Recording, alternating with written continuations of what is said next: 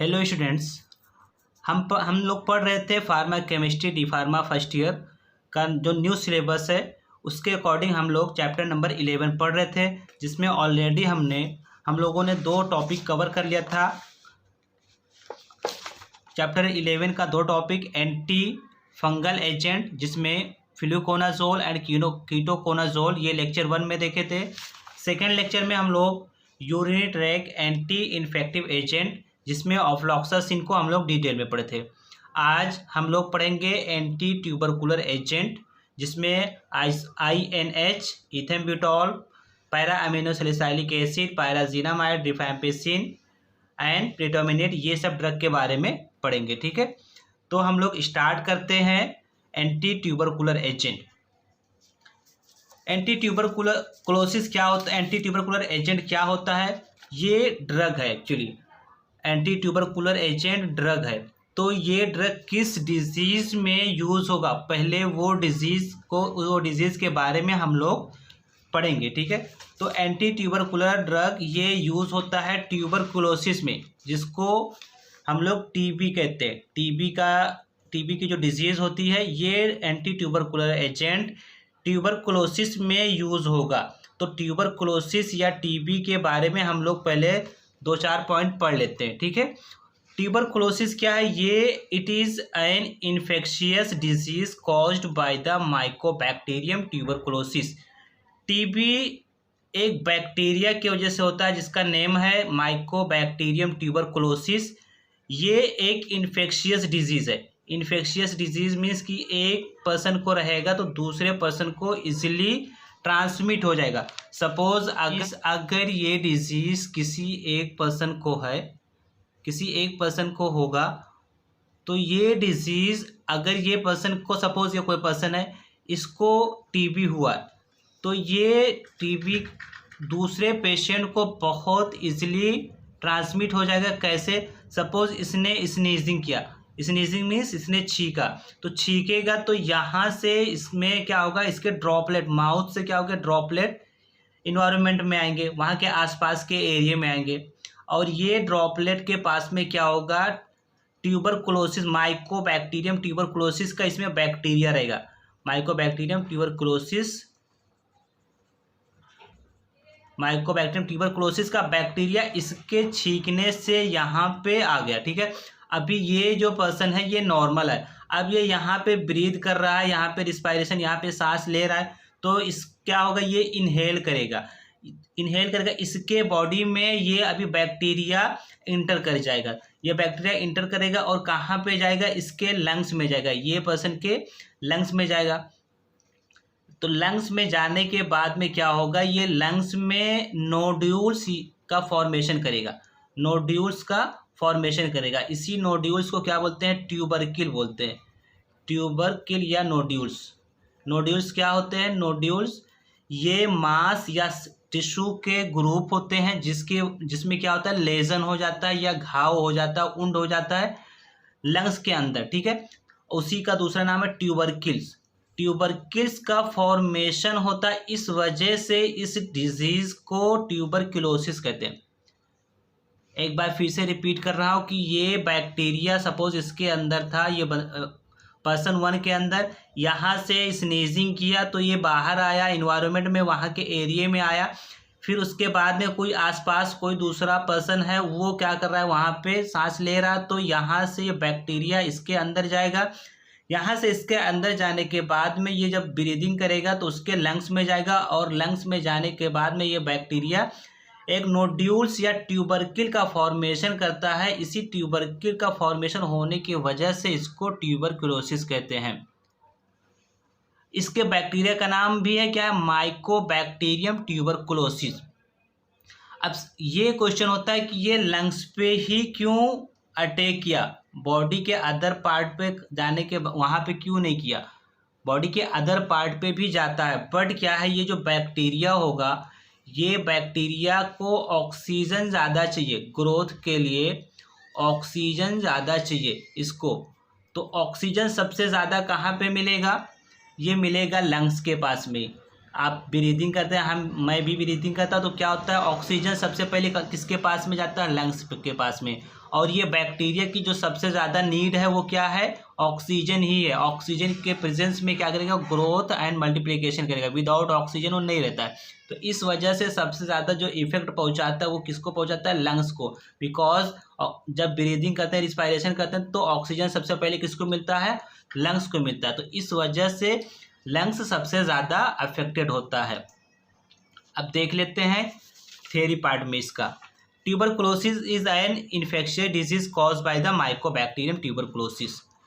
This disease is characterized by the formation of nodular bodies और tubercles, hence the name of tuberculosis. यही मैं बताया कि यहाँ पे क्या होता है, एक ट्यूबरकिल का फॉर्मेशन करता है या नोड्यूल्स का फॉर्मेशन करता है, या लेजन कह सकते हैं, उंड हो जाता है, ठीक है, या ग्रुप ऑफ टिश्यू का एक जगह पे कलेक्शन हो जाता है। तो इसी को क्या कहते हैं, ट्यूबरकिल। और ट्यूबरकिल का फॉर्मेशन हुआ, इस वजह से इसको ट्यूबरकुलोसिस नेम दिया गया है। इट में अफेक्ट ऑलमोस्ट एनी टिश्यू और organ of the body. The most common seat of disease is lungs. The most common seat या प्लेस कह सकते हो, या कौन सा पार्ट कह सकते हो, कौन से पार्ट पे सबसे ज़्यादा होता है, तो वो लंग्स है। ऑलमोस्ट एनी टिश्यू और ऑर्गन हो सकता है, बट जनरली देखा गया कि लंग्स पे सबसे ज़्यादा होता है, बिकॉज लंग्स के पास में ऑक्सीजन ज़्यादा अवेलेबल रहता है, और ये बैक्टीरिया के ग्रोथ एंड मल्टीप्लिकेशन के लिए क्या चाहिए, ऑक्सीजन ही चाहिए। ठीक है, इतनी बात क्लियर हो गई होगी आप लोगों की। अब हम बात करेंगे एंटी ट्यूबरकुलर एजेंट। अब हम ड्रग पे आएंगे। तो the drug which are use in the treatment of tuberculosis, ऐसे ड्रग जो ट्यूबरकुलोसिस के या टीबी के ट्रीटमेंट में यूज होंगे, ऐसे ड्रग को क्या कहेंगे, एंटी ट्यूबरकुलर एजेंट। इतना समझ में आया होगा। अब नेक्स्ट क्या होगा कि ड्रग को हम लोग क्लासीफाई करेंगे। तो ड्रग को 2 टाइप से क्लासीफाई किया गया है। नंबर 1, इसके क्लास हम लोग 2 क्लासिफिकेशन भी पढ़ेंगे। किसी बुक में ये क्लासिफिकेशन मिलता है और किसी बुक में ये दूसरा क्लासिफिकेशन आएगा, अभी उसको नेक्स्ट पढ़ेंगे। ठीक है, तो सबसे पहले क्या, सिंथेटिक। सिंथेटिक मीन्स जिसको बाद में प्रिपेयर किया गया, मैन मेड। ठीक है, मैन मेड सिंथेसाइज किया गया इसको।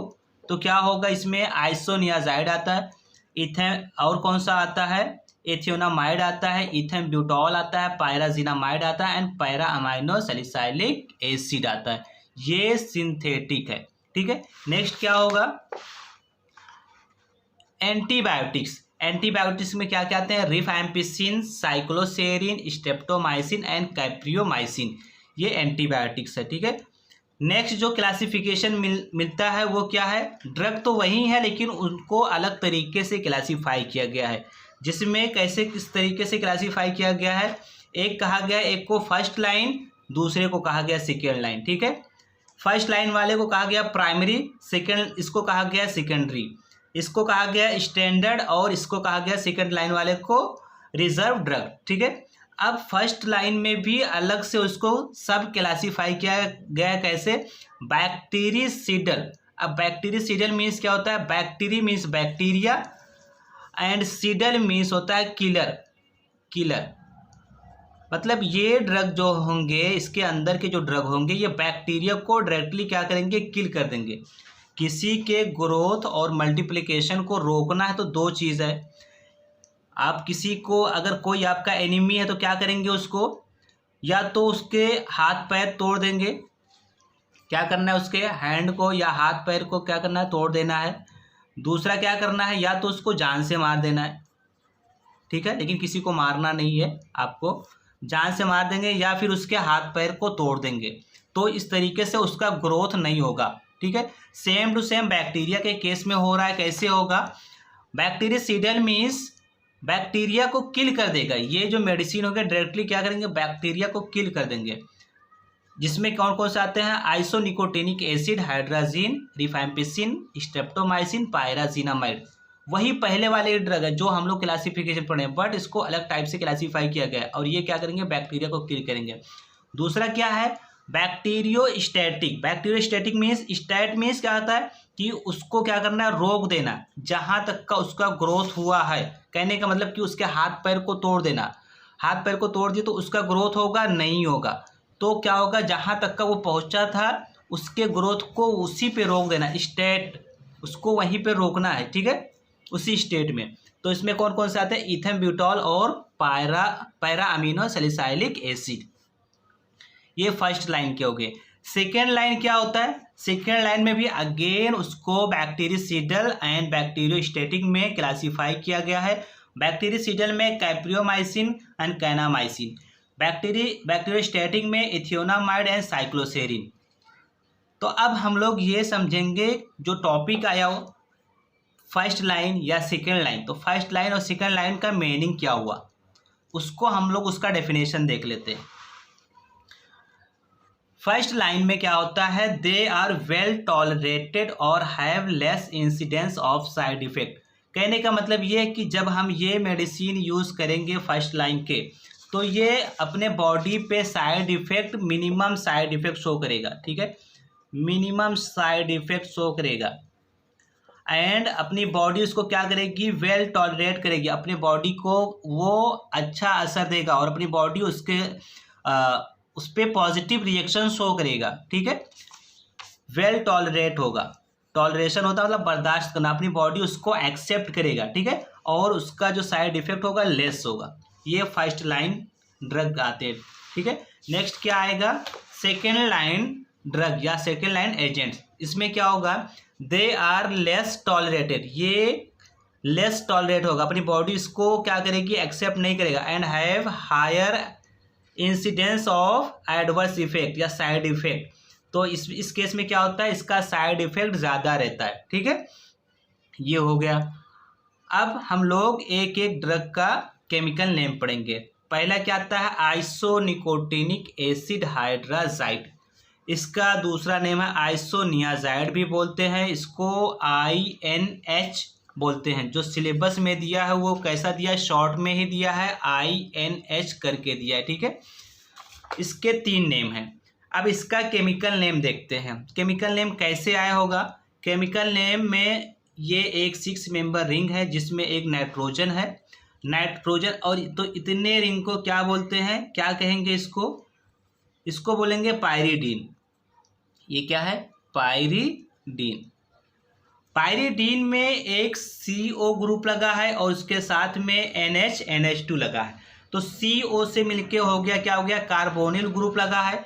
और NH2 को बोलते हैं हाइड्राजीन या हाइड्राजाइड, ठीक है। और ये किस पोजीशन पे लगा है, तो नंबरिंग कर लेते हैं। नंबरिंग में क्या होगा, हेट्रोसाइक्लिक को पहला नंबर देते हैं 1, इसको 2, इसको 3, इसको 4, 5, 6। 4 पोजीशन पे क्या लगा है, कार्बोक्सी मीन्स कार्बोनिल, और उसके साथ में हाइड्राजाइड ग्रुप लगा है, इसलिए कार्बोहाइड्राजाइड, ठीक है। तो ये इसका केमिकल नेम होगा पायरीडीन और कार्बोनिल प्लस ये हाइड्राजाइड, तो 4 कार्बोहाइड्राजाइड, ठीक है। ये इसका केमिकल नेम हो गया। नेक्स्ट बात आती है इसके physical properties. Physical properties means ये कैसे देखने में कैसा दिखेगा, तो वाइट क्रिस्टलाइन पाउडर होता है, ऑर्डर लेस होता है, स्वीट इन टेस्ट रहेगा, सॉल्युबल इन वाटर रहेगा and insoluble in organic solvent.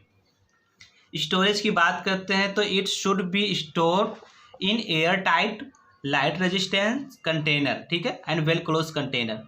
Dosage form, तो ये किस किस फॉर्म में अवेलेबल रहता है, तो it is available as tablet 50 mg, 100 mg and 300 mg का ये अवेलेबल रहता है, इसका डोज अवेलेबल रहता है, ठीक है।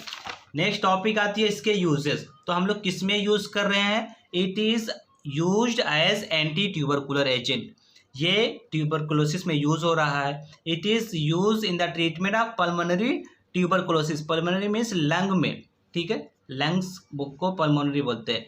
तो क्या होगा कि ट्यूबरकुलोसिस तो हम लोगों ने देखा कि कई पार्ट में होता है, ठीक है, ऑल द टिश्यू एंड क्या पढ़े थे हम लोग, इट में अफेक्ट ऑलमोस्ट एनी टिश्यू और organ, but the most common क्या था, लंग्स था। तो इसको लंग्स के केस में हम इसको यूज़ करते हैं, ठीक है। It is use in the treatment of pulmonary tuberculosis, pulmonary means lungs के केस में। ये हो गया। नेक्स्ट बात आती है ब्रांड नेम। तो सोलोनेक्स करके एक मेडिसिन आता है जिसमें क्या होता है, आइसोनियाजाइड प्रेजेंट रहता है, ठीक है। ये स्क्रीन पे दिख रहा है, आप लोग देखिए कि ये सोलोनेक्स का पत्ता दिख रहा है जिसमें कौन सा कंटेन है, ये है आइसोनियाजाइड, ठीक है। नेक्स्ट बात करेंगे हम लोग इथेन ब्यूटॉल की। तो इथेन ब्यूटॉल ये कैसे इसका नेम आया होगा, पहले इसका नेम देख लेते हैं कि इसको इथेन ब्यूटॉल क्यों कहते हैं। ठीक है, तो सबसे पहले अगर हम इसको ओनली क्या करें, काउंट कर लें, काउंट कर लेंगे तो क्या है CH3 CH2 CH CH2OH NH CH2 CH2 NH CH CH2 and CH2OH। ठीक है, ये हो गया। अब इसमें हम लोग नंबरिंग करेंगे तो देखेंगे क्या है। सबसे पहले यहाँ पे एक वर्ड आ रहा है एथ। अब एथ वर्ड किसके लिए आता है, एथ वर्ड आता है केमिस्ट्री में 2 कार्बन के लिए क्या वर्ड आता है, एथ वर्ड आता है। ठीक है, फिर उसके बाद में एम, तो एम किसके लिए वर्ड आता है, एम आएगा अमीनो ग्रुप के लिए। ठीक है, और क्या आता है ब्यूट, ब्यूट किसके लिए आता है, 4 कार्बन को हम लोग क्या बोलते हैं, 4 कार्बन रहेगा तो वहाँ पे ब्यूट वर्ड आता है। ठीक है, और ऑल, ऑल किसके लिए आता है, ऑल आएगा अल्कोहल के लिए, अल्कोहल या OH ग्रुप के लिए ऑल आता है। तो क्या देखते हैं, अभी समझ में आ जाएगा। एथ मीन्स 2 कार्बन, 2 कार्बन को एथ बोलते हैं। तो यहाँ पे देखो 2 कार्बन है, एथ हो गया। एम मीन्स अमाइनो ग्रुप, तो NH अमाइनो ग्रुप लगा है, एथ हो गया, एम हो गया अमाइनो ग्रुप। उसके बाद में ब्यूट, तो ब्यूट बताया हूँ किसके लिए, 4 कार्बन के लिए कौन सा वर्ड आता है, ब्यूट। तो यहाँ पे देखो 4 कार्बन है, ये 4 कार्बन की चेन है, 4 कार्बन की चेन है, 1 2 3 4, इसलिए ब्यूट। और यहाँ पे क्या लगा है, OH ग्रुप लगा है, तो OH को क्या बोलते हैं, ऑल बोलते हैं। अभी समझ में आया होगा। एथ, एथ means eth 2 carbon, and M means amino group, but means 4 carbon, and OL ol means alcohol group. ठीक है, ये नॉर्मली इसके जो फेमस नेम है इथेन ब्यूटॉल, इसके नाम से। अब इसका हम लोग केमिकल नेम देखेंगे, तो केमिकल नेम के बेस पे कैसे इसको नंबरिंग करेंगे वो देख लेते हैं। केमिकल नेम में कैसा लिखा है, 1 hydroxy butane 2 YL amino ethyl amino butane 1 all. तो कैसे आया होगा इसका 1 हाइड्रोक्सी, तो सबसे पहले यहाँ पे नंबरिंग करेंगे 1 2 3 4, 1 हाइड्रोक्सी। तो 1 पोजीशन पे क्या लगा है, OH को हम लोग क्या बोलते हैं, OH को हाइड्रोक्सी ग्रुप भी बोलते हैं, हाइड्रोक्सी ग्रुप भी बोलते हैं। ठीक है, तो 1 पे क्या लगा है, हाइड्रोक्सी। ठीक है, और 4 कार्बन है, 1 2 3 4, 4 कार्बन को बोलते हैं ब्यूटेन। तो 1 पे हाइड्रोक्सी, उसके बाद में ब्यूटेन। इतना समझ में आया। नेक्स्ट क्या है, 2 YL। अब YL वर्ड कहीं भी जब जहाँ से साइड चेन लगा रहता है तो उसके लिए, सपोज ये मेरा कार्बन है तो यहाँ से कुछ भी लगा है, नेक्स्ट चेन लगी है, तो हम यहाँ पे बोल देंगे YL। ये कार्बन का नंबरिंग लिखेंगे, सपोज ये 1 पे है तो 1 YL, इधर कोई और दूसरा ग्रुप लगा तो 2 YL, ऐसा भी करके। तो सेकेंड पोजीशन पे, ये सेकेंड पोजीशन है, सेकेंड पोजीशन पे क्या लगा है, यहाँ पे सेकंड लिखा है और सेकंड के साथ में इधर साइड चेन लगा है। ठीक है, तो 2 एंड YL, YL ओनली क्या बताता है, चेन को बताता है कि वहाँ से कनेक्ट है दूसरा चेन। इतना समझ में आया यहाँ तक का। उसके बाद में अमाइनो, इसको क्या बताया हूँ कि अमाइनो ग्रुप है। ठीक है, तो अमाइनो लिखा है 2 YL, मतलब 2 से साइड चेन कौन सा है, वो अमाइनो है। ये बात समझ में आई। उसके बाद में क्या आता है, ये क्या है 2 कार्बन, तो 2 कार्बन के लिए क्या वर्ड आता है, एथ वर्ड आता है। तो इसीलिए एथ से फिर क्या बन जाएगा, वो एथाइल। ठीक है, 2 कार्बन है तो 2 कार्बन के लिए क्या है, इथाइल। ठीक है, यहाँ पे एथिल लिखा है। ठीक है, इथाइल। उसके बाद में अगेन यहाँ पे आओ, ये नेक्स्ट अमाइनो है, ये फर्स्ट अमाइनो था यहाँ पे, सेकंड। उसके बाद में बीच में क्या आया, इथाइल ग्रुप आया, 2 कार्बन को इथाइल बोलते हैं, एथ बोलते हैं, इसीलिए इथाइल। नेक्स्ट क्या आ रहा है, अमाइनो आ रहा है। ठीक है, ये बात क्लियर हुई। उसके बाद में अभी क्या बच गया, ये वाला बच गया। ठीक है, यहाँ से लेकर के ये बच रहा है। तो कितना कार्बन है, 1 2 3 4, यहाँ भी 4 कार्बन है तो ब्यूटेन हुआ। और ब्यूटेन के यहाँ भी नंबरिंग करेंगे तो इसको नंबर 1 मिलेगा, 1 2 3 4। 1 पे क्या लगा है, ऑल लगा है। अभी समझ में आया। ठीक है, 1 hydroxy butane 2 YL amino ethyl amino butane 1 all. ठीक है, अगर नहीं समझ में आया होगा तो एक बार फिर से पीछे जाकर के फिर से वहाँ से प्ले करना, समझ में आ जाएगा। ठीक है, नेक्स्ट क्या करेंगे हम लोग, इसकी फिजिकल प्रॉपर्टीज देखते हैं। फिजिकल प्रॉपर्टीज में कैसा है, ये वाइट कलर का पाउडर होता है, ऑर्डरलेस होता है, बिटर इन टेस्ट होता है, soluble in water and alcohol, insoluble in ether and chloroform में। ठीक है, इसका क्या होगा स्टोरेज, जैसे पिछला स्टोरेज हमने देखा है, should be store in well close container, protect from direct sunlight, वैसे इसको भी लिख देना है। ठीक है,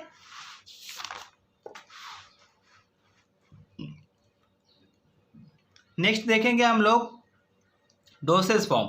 तो ethambutol is available as tablet, 200 mg का टैबलेट अवेलेबल रहता है, 400 mg का भी टैबलेट इसका अवेलेबल रहता है। यूज की बात करेंगे तो it is use for the tuberculosis in combination with INH and rifampicin. इसको रिफैम्पिसिन और INH के साथ कॉम्बिनेशन में दिया जाता है। ठीक है, देखिए ऊपर स्क्रीन पे एक मेडिसिन दिख रही है जिसमें इसका कॉम्बिनेशन है, जिसमें INH भी है, रिफैम्पिसिन भी है, ठीक है, और इथेम्ब्यूटॉल भी है। ठीक है, ब्रांड नेम की बात करेंगे तो क्या होता है, ये कॉम्ब्यूटॉल एंड टीबीटॉल, माई एम्ब्यूटॉल, ठीक है, ये सब ब्रांड नेम है इसके। कॉम्ब्यूटॉल कोई एक को याद करेंगे, कॉम्ब्यूटॉल ज़्यादा यूज़ किया जाता है, कॉम्ब्यूटॉल को आप लोग याद कर लेंगे। ठीक है, नेक्स्ट हम लोग बात करेंगे पैरा अमीनो सैलिसिलिक एसिड। तो पैरा अमीनो सैलिसिलिक एसिड हम समझने से पहले एक छोटा सा स्ट्रक्चर समझेंगे। ये क्या है, ये है बेंजीन। ठीक है, ये बेंजीन है। इस बेंजीन रिंग में क्या लगाएंगे, ये बेंजीन हो गया।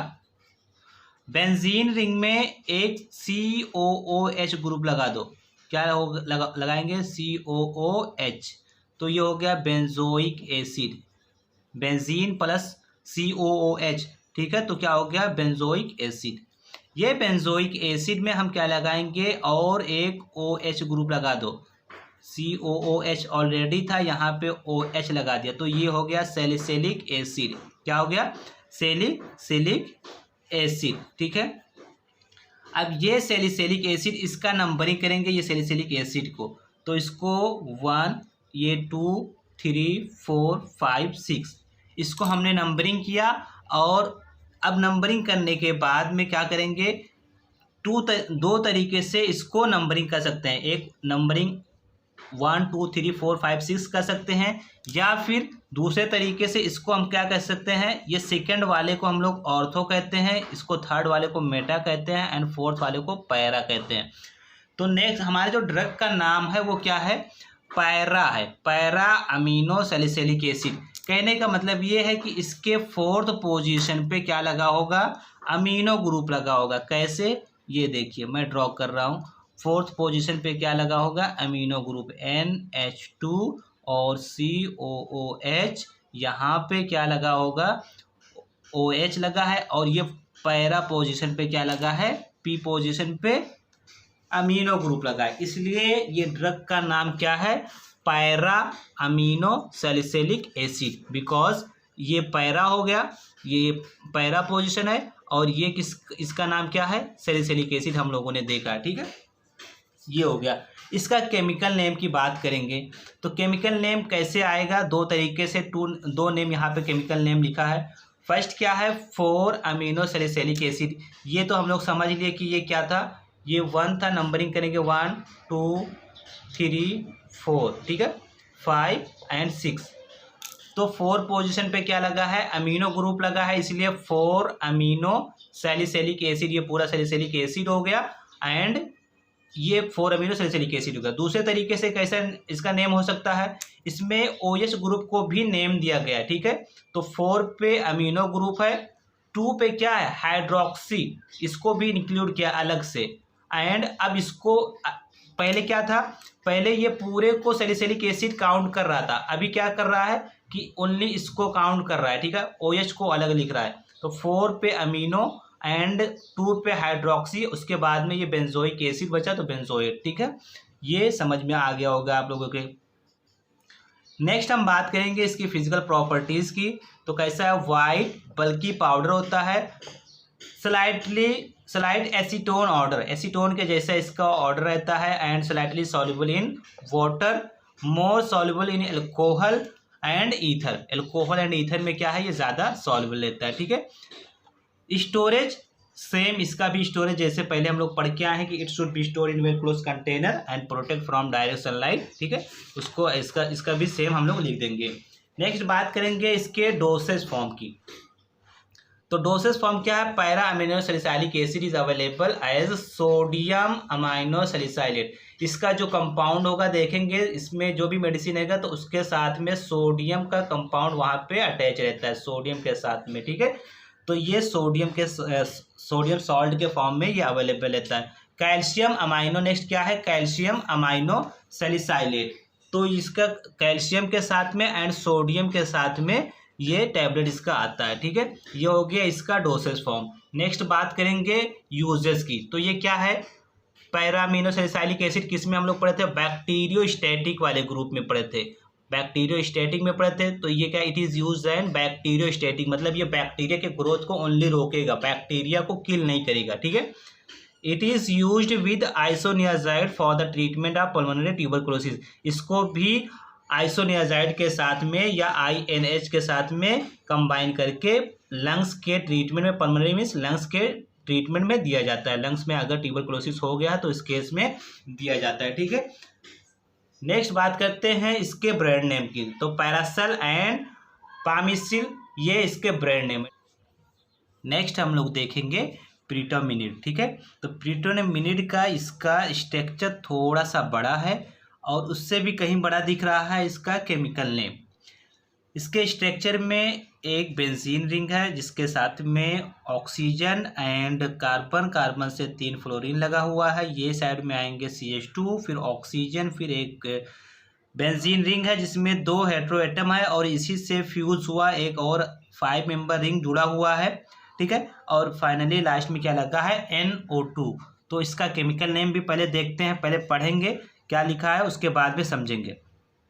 2 नाइट्रो 6, इस 6 से क्या फिर लिखा हुआ है, 4 trifluoro methoxy benzyl oxy 6,7 dihydro 5H imidazole 2,1 B। उसके बाद में क्या लिखा है, 1,3 ऑक्साजीन। अब केमिकल नेम 2 लिखा है, ठीक है। तो 2 कहाँ से आया होगा, तो इसको हम नंबरिंग स्टार्ट करते हैं। नंबरिंग अगर हम कर लेंगे तो फिर समझ में आ गया। तो यहाँ से 1 2 3 4 5 6 7 8 एंड अभी एक क्या बच गया, एक छूट गया, ठीक है।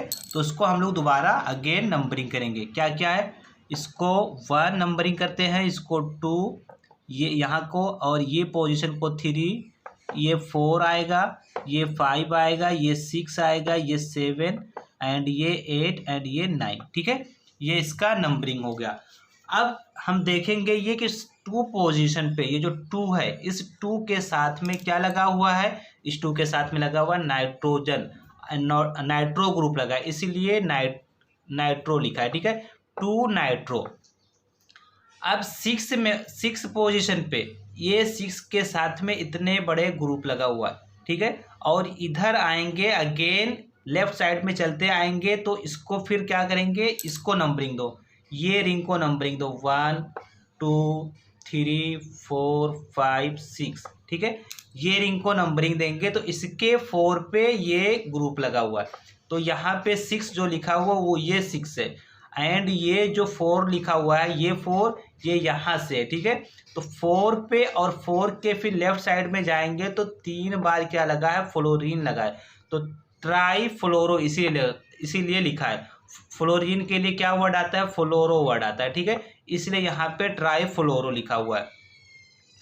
उसके बाद में बीच में ये बच जाता है, तो बच जाता है और बचे हुए को देखो, एक कार्बन है और एक ऑक्सीजन है, और एक कार्बन के लिए क्या वर्ड आता है, मेथ वर्ड आता है, मेथ, एंड ऑक्सीजन के लिए ऑक्सी वर्ड आता है, तो मेथॉक्सी हो गया, ठीक है। ये बात समझ में आई होगी। उसके बाद में ये क्या है, बीच में बेंजीन है, तो ये अगर ओनली बेंजीन है तो उसको हम बेंजीन लिखेंगे, बट ये बेंजीन के साथ में अगर CH2 ग्रुप भी लगा है तो इसको भी हम इस पर काउंट करते हैं और इसका नाम हो जाता है बेंजाइल। क्या नेम हो जाता है इसका, बेंजाइल नेम हो जाता है, ठीक है। यहाँ पे जैसे बेंजाइल लिखा है, यहाँ तक की बात हो गई। उसके बाद में ये बेंजाइल से क्या जुड़ा हुआ है, ऑक्सीजन जुड़ा है, तो इसके लिए ऑक्सीजन के लिए वर्ड क्या आएगा, ऑक्सी, इसलिए यहाँ पे लिखा है ऑक्सी। उसके बाद में 6 और 7 पोजीशन पे दोनों पे हाइड्रोजन है, यहाँ पे हिडन है, इसीलिए 6,7 डाई हाइड्रो। 5 पे भी हाइड्रोजन है, इसलिए 5H भी लिखा है, ठीक है, मतलब 5 हाइड्रो ऑल्सो। उसके बाद में बात करते हैं इमिडाजोल। अब इमिडाजोल क्या होता है, तो इमिडाजोल का स्ट्रक्चर ये एक 5 मेंबर रिंग होता है, जिसमें क्या लगा होता है, 2 नाइट्रोजन हेट्रो एटम लगा होता है, ठीक है। कुछ इस तरीके से इमिडाजोल का स्ट्रक्चर होता है, जिसमें यहाँ पे क्या होता है, एक बॉन्ड लगा रहता है, अगर ये बॉन्ड लगाएंगे तो, नहीं तो क्या होता है, ये ऐसे रहता है, ठीक है। ये क्या हो गया, किसका स्ट्रक्चर है, ये इमिडाजोल का स्ट्रक्चर है, ठीक है। इसके बाद में क्या होता है, यहाँ पे भी बॉन्ड रहेगा, ठीक है।